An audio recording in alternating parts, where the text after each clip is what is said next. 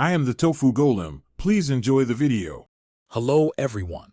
In this video, I will show you how to set up a spot trading bot on Binance, an easy guide to get you started.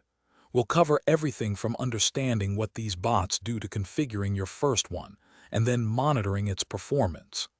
This guide is designed to help you automate your trading strategy, potentially making your crypto journey more efficient. Let's dive in and explore how to leverage this powerful tool. Before we begin, make sure your Binance account is fully set up, verified, and has sufficient funds for trading. Once ready, log in and look for the Strategy Trading section, usually found under the Trade menu. Here, you will find various bot options.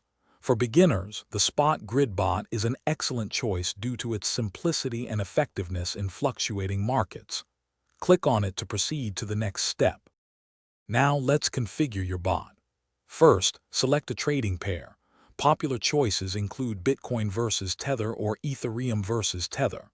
Next, define your price range by setting an upper and lower limit where the bot will operate. Then, decide on the number of grids, usually between 10 and 50, which determines how many buy and sell orders the bot places.